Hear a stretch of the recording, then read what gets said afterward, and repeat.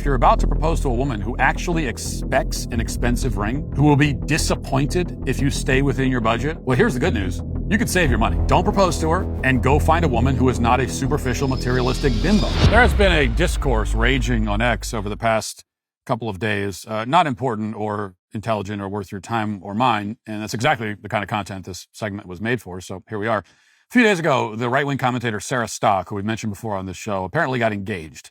She posted a picture of her hand bearing the new engagement ring with a caption that says, "I won." Pretty standard thing for a woman to post after getting engaged. Nothing provocative or particularly notable about it. "I won" is like a slightly aggressive caption, but who cares? Not anything, no big deal. If one feels inclined to respond at all, you'd think that something along the lines of "congratulations" would be the only response worth making, but that is not how certain other female right-wing influencers, quote unquote, decided to respond. Instead, a number of them chimed in by mocking the size of the ring and laughing at it because it is, by their standards, too small. There are a couple of male influencers, homosexual, alleged conservatives, for the most part, also joined in the mockery. And I'm not going to say any of their names or put their comments up on the screen. You've probably never heard of them, so their names won't mean anything to you. And also, I don't want to reward this kind of engagement bait, pun sort of intended, by giving them free publicity on my platform. Suffice it to say, these are some of the most shallow and useless conservative influencers in a market crowded with a whole lot of shallow, useless ones. This sniping about the size of the ring devolved quickly into a female right-wing influencer catfight. And very soon, a whole bunch of them were taking shots at each other, spreading embarrassing gossip. Again, I'm not going to repeat any of it. I don't know what's true and what isn't. Basically, they're all accusing each other of being low-class sluts. And I have no idea who's right, but when it comes to that, I suspect they all are. All in all, it has been a humiliating week for the right-wing e-girl community, which is a change of pace from all the weeks up until now, which have also been humiliating. As embarrassing and ridiculous as all this is, I do think there are two mostly unrelated points worth making, or maybe they aren't worth making, I don't know, but we will anyway. And first of all, this is kind of like I suppose, a pet peeve of mine, but this thing about ring size. Let's make this clear. Unless you're rich, you should not be spending tens of thousands of dollars on an engagement ring. Putting yourself into 5-figure debt for the sake of buying jewelry is not a flex. It's not something to brag about. It makes you a moron. Now, you've probably heard the rule, quote unquote, that a man is supposed to spend 3 months' salary on an engagement ring. Well, that rule was invented by, you guessed it, a jewelry company. And you can see why they like the rule. In fact, every company has a rule where you, as the customer, are supposed to spend a lot of money on whatever they're selling. If you walk into a car dealership, you'll discover that there's kind of a rule where you're supposed to buy the most expensive type of car with all the features and upgrades. They're very insistent on it. Isn't that funny? Isn't that weird? It's a funny thing about people who sell stuff. They want you to buy the stuff. They want you to spend as much money as they're able to convince you to spend. That's their rule. But your rule as a rational adult should be different. Your rule should be that you buy only what you can afford. Your rule should be that you aren't going to begin your life as a married couple by plunging yourself into staggering debt for the sake of buying a slightly bigger diamond. Spending 3 months' salary on jewelry is insane behavior. I mean, spending 3 months' salary on anything other than a down payment on a house is insane behavior. If you want an actual rule to govern your ring shopping, or at least some kind of guide for it, it's all totally arbitrary, but I'll make up something that at least is more reasonable if it is still arbitrary. How about this? Spend no more than a week's salary. No more than a week. And now, if you're rich, that's enough to buy a sizable ring. If you're not rich, it's enough to buy something extremely modest. And if you're not rich, you shouldn't be pretending that you are rich when you're at the jewelry store. In fact, of all the places to pretend to be rich, that's the worst place. Now, here's another arbitrary, but I think reasonable guideline. Don't spend 5 figures on a piece of jewelry unless you have, say, $500,000 liquid in the bank. Even if you have $100,000 in the bank, a $10,000 ring, which is the lowest level of 5 figures, obviously, is 10% of your liquid assets.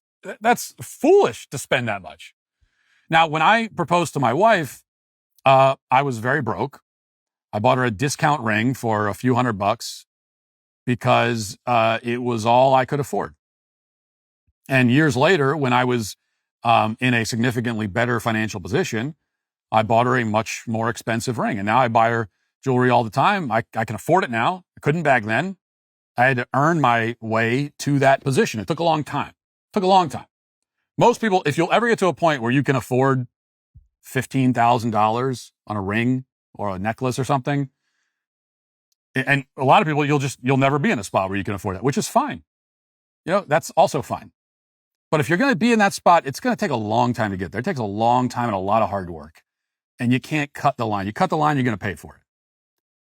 There are very few, like 20 somethings out there who actually can afford 15 grand for a thing that you're going to wear. We've all heard common myths, like we only use 10% of our brains. That's not true. I use a lot more than that. I don't know about the rest of you, but here's one myth that might surprise you. Thread count is a huge myth that many people believe when shopping for sheets. Thread count is simply a measure of fabric density and isn't actually a good indicator of quality. If you want truly great sheets, you need to look at thread quality, not count. That's why Boll & Branch focuses on using the highest quality organic cotton threads, creating long-lasting sheets that actually get softer over time rather than relying on inflated thread count numbers to impress customers. Boll & Branch's sheets are crafted from the finest 100% organic cotton in a soft, breathable, and durable weave that delivers quality you can feel from the moment you touch them. What makes them even more special is that they become softer with every wash, improving over time rather than wearing down. With their 30-night worry-free guarantee, you can experience this exceptional comfort risk-free, ensuring you'll love how these premium sheets transform your sleep experience. Feel the difference an extraordinary night's sleep can make with Boll & Branch. Get 15% off plus free shipping on your first set of sheets at bollandbranch.com/Walsh. That's Boll & Branch, BOLLAND, branch.com/Walsh to save 15% off and unlock free shipping. Exclusions apply. Now, my wife never complained about the modest ring or showed any disappointment at all. And for the first several years of our marriage, when I never bought her any expensive gifts of any kind, she didn't whisper a word of complaint.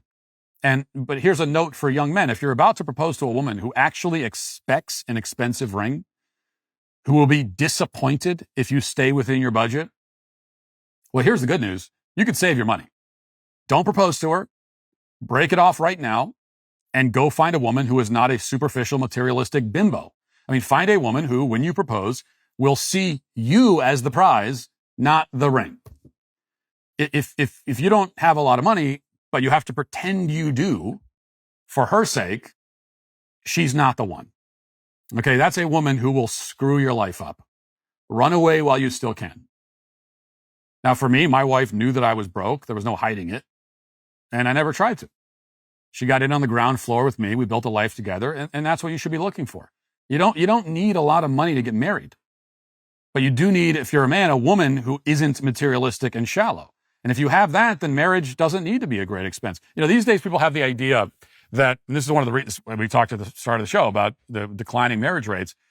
This is obviously not the whole picture, but part of the picture, part of the reason I think that the rates are declining is that people have this idea that, well, I can't afford to get married. I hear this all the time. I can't afford to get married. What do you mean afford? There's no entry fee. What do you mean afford? I mean, if anything, you can't afford not to get married. If anything, like teaming up with somebody and working together to build a life, that should be more affordable. You should find that life is more affordable after you get married than it was before. But the problem is that these days people have the idea that getting married is expensive because we choose to spend thousands of dollars on the ring, tens of thousands on the wedding reception, thousands more on the honeymoon. We've decided as a culture that, we have to put a 6-figure price tag on this milestone. It doesn't have to be that way. In fact, what we've done is we put a 6-figure price tag on going to college, another 6-figure price tag to get married, so that if you are, if you're taking the culture as the cue, it seems like, well, you can't do anything. You can't even begin your life unless you're already a millionaire. It's crazy. The whole thing is nuts. In reality, you can get the ring, the wedding reception, the honeymoon without breaking $5,000 total, all in. You could do it for less if you wanted to. I mean, you could get married almost for free if you want to. I mean, that is it's legal to do that. Did you know? You can actually do that. There might be a few bucks you got to spend on the marriage license and that sort of thing, but you could get married for like $100. It's just a question of whether you're willing to be modest and stay within your means, or do you insist on relegating all the wedding related expenses into this weird alternate reality where even though you make 55 grand a year, you pretend that you're a wealthy oil baron.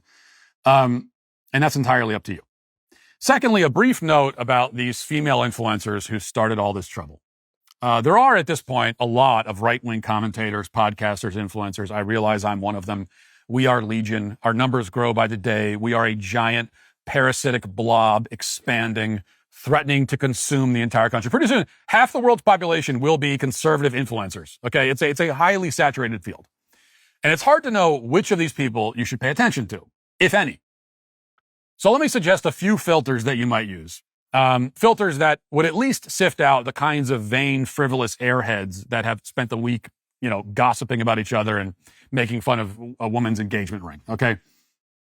So number one, if you're considering listening to any conservative commentator, podcaster, pundit, etc., ask yourself, does this person have any relevant life experience at all? Are they married? Do they have kids? Do they have responsibilities outside of generating content? Number two, has this person ever had an original thought? Have you ever heard or read something from this person and thought to yourself, that's an interesting idea. Hadn't thought of it that way. Or even like, wow, I really disagree with that. That sounds insane, but I hadn't actually thought about that. That's kind of interesting. Have you ever thought that about this person, whoever it is? Has this person ever offered any kind of unique insight into anything ever at all? Do they present you with new ideas? Do they help you clarify your own ideas? Is there any evidence that this in any way is a thoughtful person with unique or worthwhile insights at all? And finally, number three, has this person contributed meaningfully to the conservative cause? Can you point to some kind of cultural or political victory that this person played an integral part in? Does this person have any wins under their belt at all? Is there any evidence that this person is an effective cultural or political warrior? If this person didn't exist, if they had never posted a single thing to the internet, if they had gone off and become a Walmart greeter instead of a conservative influencer, would anything on the cultural or political landscape be different right now? Now, if the answer is no to any of those questions, much less all of them, then this is not a person worth listening to. I mean, they should not have an audience or a platform. And I'm not saying they should be deplatformed. I'm saying that they should be shouting into the wind. They should be ranting in an empty forest with nobody listening because they have absolutely nothing of value to say or contribute. That's the first thing that came to mind with these women that are going on about the ring. It's like I'm some of them never heard before, but I'm looking at them. Apparently they're influencers. And I'm running through these. I always do this with someone new pops up on the scene, or someone at least new to me, new on my radar. And I go, what is this? What do they do? Do they do anything? What have they ever said that's interesting? What are they contributing at all? Have they took a part? Have they been involved in any of these wins? Have they done anything? And the answer is no. And I think that describes a substantially high number of the people in this space. Not just the ridiculous women who've spent all week mocking an engagement ring, but certainly describes them too, first and foremost. And that is why, ultimately, they are today canceled. If you'd like to see what else I have to say, you can access my full show by going to dailywire.com or by going to the Matt Walsh Show Twitter page. Hope to see you there. Godspeed.